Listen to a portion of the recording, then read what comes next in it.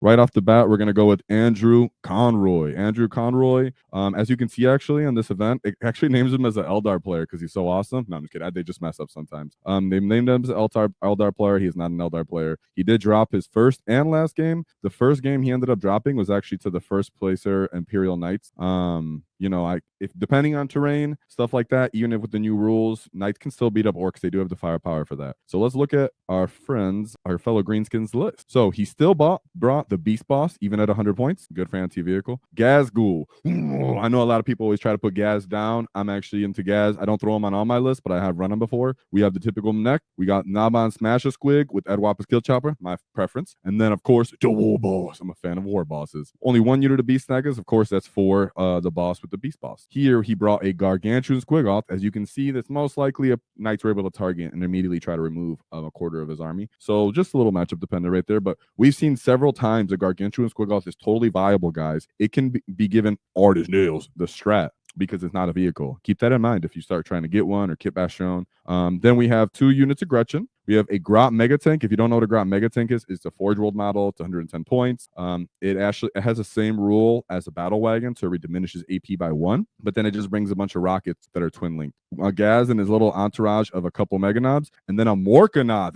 This Greenskin's after me on Halt. Everybody knows I have a preference for Morkanaths. Not that Gorkanaths aren't great, but I love me to Mork. We have a unit of Knobs, just a small one. He probably couldn't pay for the big brick, but that's fine. Only 1 unit of Squig Hug Boys, just to go ahead with the Edwapa's Kill Chopper, and then 1 unit of Storm Boys. So this list, of course, you can see this guy was thematic. So he did not care about what the meta is. He just straight up brought what he wanted to play. People were like, put the Morkanath down. He doesn't care. But as you can see in his very first matchup, Knights would like to see that kind of list against Orks, right? So we'll just go over it real quick. We have the Lancer. He doesn't have the ability anymore to advance and charge, but he's still great into melee. He still has a built-in 4-up invuln. He still will wreck a Gargantuan Squigoth if he gets the chance. Then we have a bunch of the Elvrins, of course, and that's essentially the whole list, right? Oh, sorry, and of course he has the Knight Errant. Okay, so I'm not going to spend too much time on that. We have 5 lists today, just saying that we know that's a hard matchup, list terrain dependent, but he had a Morkanath and a Squigoth, so of course it gives actually something the Knights to play into.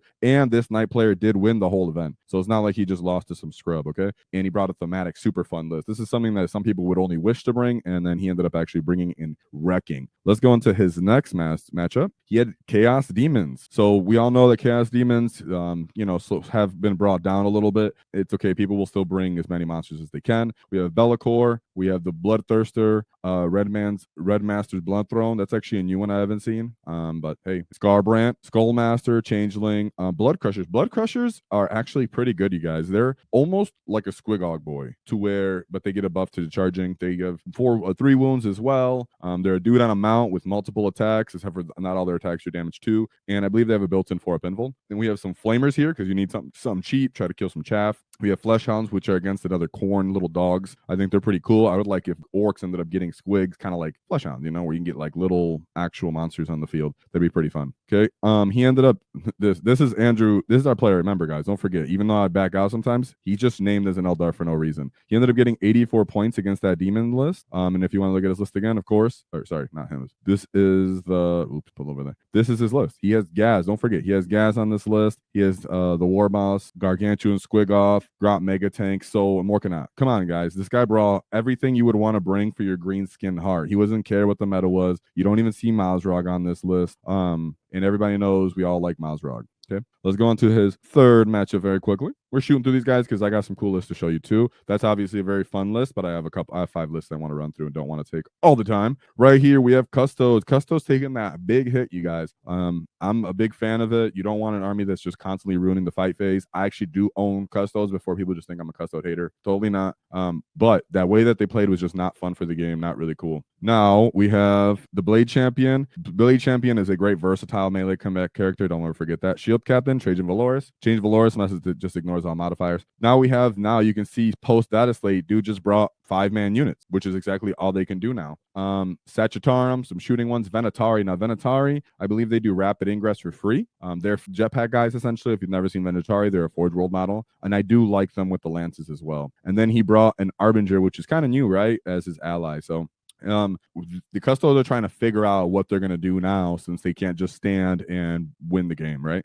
So he ended up getting 60 points. It still wasn't an easy win, right? It's never gonna be an easy win for Orks into Custos as they're still efficient, still have good data sheets. And we weren't one of those armies that were like super reliant on dev wounds and such. And so yeah, that's going to be always a matchup that we're going to have to take into consideration. But I slightly favor Orks in that matchup nowadays. So don't be scared of them. Just run into them.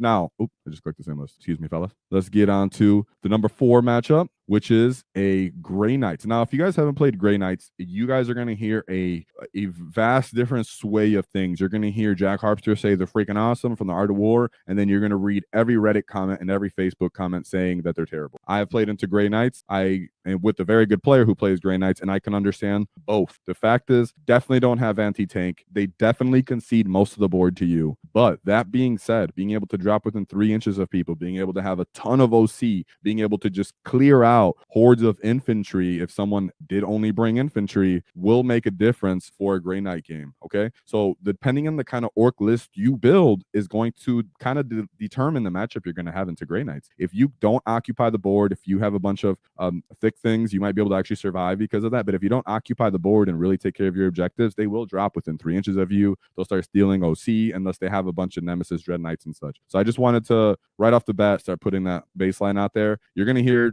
Grey Knights doing this everywhere in your opinions. Just know it's very much down to the pilot and the list. So we have a Brotherhood champion, librarian. As you can see, this guy is very much trying into the one data sheet that can possibly destroy tanks in Grey Knights or any kind of very durable unit would be considered the librarian. He's going to throw mortal wounds at you. He's going to try to kill you. And then Castle and Crow is a very good character as well. You can see he just brought the Terminators, one strike squad, Purifier squad, and then he allied with Warglaves. So he decided not to bring the Paladins. He has his own, he's trying to find his own way to say, like I said, guys, they're trying to determine how to play. If you hear too many bad things, they won't have, they're just going to start throwing other allies into there, wondering what they actually have to do to win. But in reality, having Paladins on your list, getting that Graves OC and being able to steal objectives from people, in my opinion, is a great way to play Grey Knights. But like I just said, if you're going against tanks, high durability units, Grey Knights will not be able to clear that in an effective manner, and they will be destroyed. And that's what we've seen here is he put up 98 points. Okay, so just keep that in mind. If you ever are going to go into a Grey Knight player, don't sleep on them. Just understand what they can do and their abilities, which we very much have the ability to stop that. Now we have his final matchup was against Tyranids. So let's see, and he did. Let's see, we have one Hive Tyrant, and this is the Invasions fleet, guys. That's the base one from the index, pretty much. Biovore, 3 Lictors. Lictors can actually be annoying as they'll have grid data sheets and running up into the middle of the field right away in the beginning, not being able to be shot. Zoanthropes have great anti-tank weapons as they pretty much throw las cannons down the field, and Barbed Hierodules are a Forge World model as well. They have good shooting and they have high damage punching, so don't sleep on them. An Exocrine and a Maliceptor. Maliceptors are one of those units in a matchup against Orks that is actually quite important as it gives a -1 in hit bubble, as a 4 ability. It has a 4-up invuln built in on top of the fact that it's Synapse, so it's going to give itself a 5-up feel no pain all the time. It can actually be as a weird kind of road bump into Orks. But he did end up dropping that game but putting up a good score, right? The fact that he's not playing a meta list, you guys, just understand that Andrew Conroy is a proper war boss. Yeah, so that's the first list. Great job to him. 3rd place, even though BCP doesn't know who he is or what faction he is, I did.